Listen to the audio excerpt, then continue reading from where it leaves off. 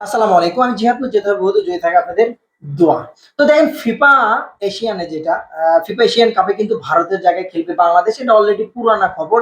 এখন পর্যন্ত যতটুকু লাস্ট আপডেট যে ধুলি কিন্তু অর্থাৎ বাংলাদেশের ফুটবলের কোচ যিনি কোচ কিন্তু অলরেডি প্রিপারেশন শুরু করে দিয়েছে যে টিমটা কিভাবে সাজানো যাবে, কাকে নিয়ে যাওয়া যাবে, কাকে রাখা যাবে বা সে কিন্তু কবে থেকে ক্যাম্প করবে অলরেডি কিন্তু এই প্রিপারেশনটা শুরু হয়েছে।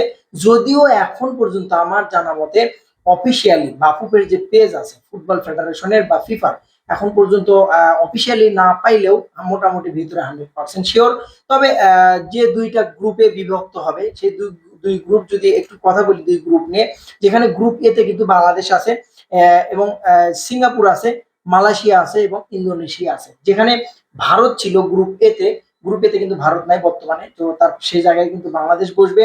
তারপরেও আপডেট যেটা যে গ্রুপ ডি তে কিন্তু ভিয়েতনাম থাকবে, পাকিস্তান থাকবে, থাইল্যান্ড থাকবে, ফিলিপাইন। এগুলো তো পুরানো খবর, এবার একটু কিছু নতুন বলার চেষ্টা করি। এই যে ফিফা বাংলাদেশকে আমন্ত্রণ করছে, এখানে কিন্তু আমন্ত্রণ করে অংশগ্রহণ করলেও প্রচুর পরিমাণে আয় হবে, যেটা ফুটবল ফেডারেশনের যথেষ্ট ভালো। যারা আমাদের বিখ্যাত নেইমার আছে, রোনালদো আছে, মেসির ছোট ভাই আছে, যারা বর্তমান ধান খেতে খেপ খেপ খেপ মেরে বেড়াচ্ছে, তা তো ভাই ফুটবল নিয়ে আশা করে না। এই খেপ খেপ পাঠিয়ে দিয়ে আপনি কিন্তু বিশ্বকাপের আশা করতে পারেন না। তো সেদিক থেকে থমাস ঢুলির যে বক্তব্য, আমাকে কিন্তু বিদেশি ফুটবলার আরো বেশি দিতে হবে।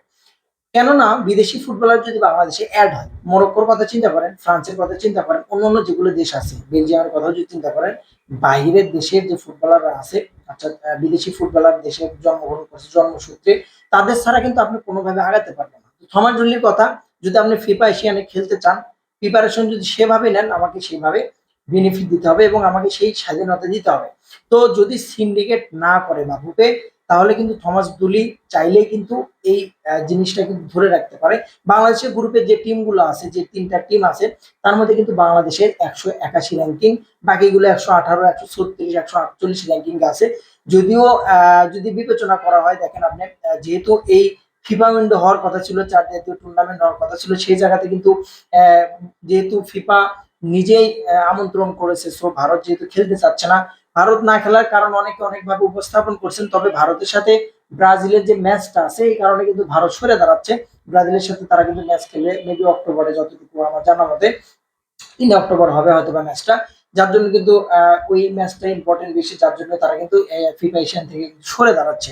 যার জন্য সুযোগ হয়েছে কিন্তু বাংলাদেশের। তবে বাংলাদেশের প্রিপারেশনটা যদি সেভাবে না হয়, এই যে হামজা চৌধুরীর কথা যদি বলেন আপনি, সমিত সোলনের কথা যদি বলেন, জেবর ইসলাম আসার কথা বলতেছে, জায়ন হাকিমের কথা যদি বলেন আপনি, তো টোটালি এরকম ব্যালেন্স টিম ছাড়া কিন্তু আপনি ওখানে যে ভালো রেজাল্ট বা ভালো ফল কিন্তু নিতে পারবেন না।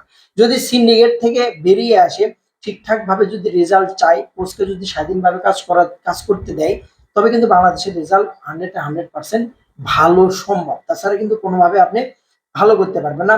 যেহেতু ফিফা এশিয়ান কাপে ভারতের জায়গায় বাংলাদেশ, সো অবশ্যই বিবেচনা করে কিন্তু ফিফা এই সিদ্ধান্তটা নিয়েছে এবং বাংলাদেশের ফুটবলের জন্য এটা বিশাল বড় অ্যাচিভমেন্ট, বিশাল বড় একটা অ্যাচিভমেন্ট। কিন্তু এই এই অ্যাচিভমেন্টটা যদি এই সুযোগটা যদি আপনি কাজে লাগাতে পারে বাংলাদেশ ফুটবল, সামনে কিন্তু আর দেখতে হবে না। বড় বড় যেগুলো ক্লাব আছে, এই ক্লাবগুলো যদি বলেন আপনি, বড় বড় দেশ যেগুলো আছে, বড় বড় প্লেয়ার যারা আছে, তারা কিন্তু খেলার জন্য আগ্রহ প্রকাশ করবে, ফ্রেন্ডলি ম্যাচ খেলার আগ্রহ করবে।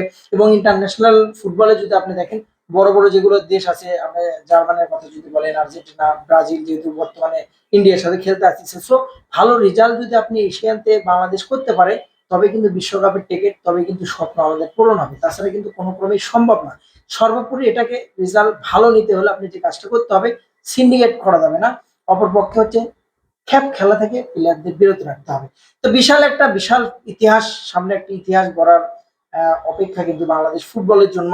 এই ইতিহাসের সামনে বাংলাদেশ ফুটবল আসলে হামজা চৌধুরী আসার পরে যে ক্রেজটা শুরু হয়েছে বাংলাদেশ ফুটবলে, এটা যদি ঠিকঠাক ভাবে বাফুফে ইউজ করতে পারে, এখন পর্যন্ত থমাস দুলি যে কোচ চাটাচাটির লিস্টে কিন্তু সে বর্তমানে নাই। কারণ সিন্ডিকেটের কবলে কিন্তু থাকে কোচরা যখন থাকে, বিভিন্ন, যেমন ধরেন আপনি বসুন্ধরা সিন্ডিকেট আছে, এখানে প্লেয়ারদের নামানোর ক্ষেত্রে এখন পর্যন্ত কিন্তু তার কথাবার্তা মিডিয়াতে যতটুকু পাকনা আছে, যতটুকু পাকনা পাকনা কথা বলেছে সমাজগুলি, এখন পর্যন্ত তার আসলে সমালোচনা করার মতো না। তবে ম্যাচ যখন হবে, ম্যাচ হলে বোঝা যাবে কাকে সাইড ব্রাঞ্চে রাখলো বা কাকে না নামালো বা কার সাথে সিন্ডিকেট করছে।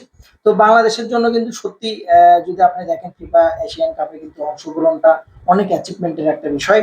আশা করছি যে যেহেতু মেবি সেপ্টেম্বরের দিকে হবে এশিয়ান ফিফা এশিয়ান কাপটা, তো এর আগেই বাংলাদেশের ফুটবল যেটা আছে যে দলটাকে গোছানো, টিমটাকে গোছানো, বিদেশি ফুটবলার যারা আসবে স্পেশালি ফ্রেশ একটা নাম্বার 9 কিন্তু দরকার বাংলাদেশের জন্য।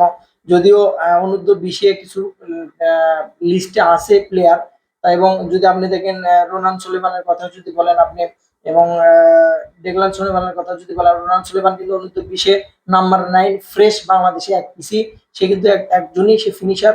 এরকম ফিনিশার কিন্তু বাংলাদেশ ফুটবলে এখন পর্যন্ত টিমে আমরা পাই নাই। তবে যদি জায়না কিম আসে সেক্ষেত্রে কিন্তু বাংলাদেশের অভাব কিছুটা হলেও পূরণ হবে।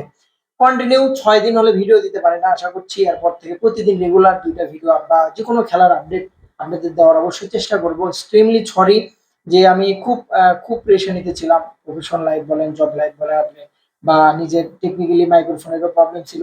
তো এখন থেকে ইনশাল্লাহ প্রতি কন্টিনিউ আপনাদের ভিডিও দেওয়ার চেষ্টা করবো। ভালো থাকুন, অবশ্যই বাংলাদেশ ফুটবল এগিয়ে যাক।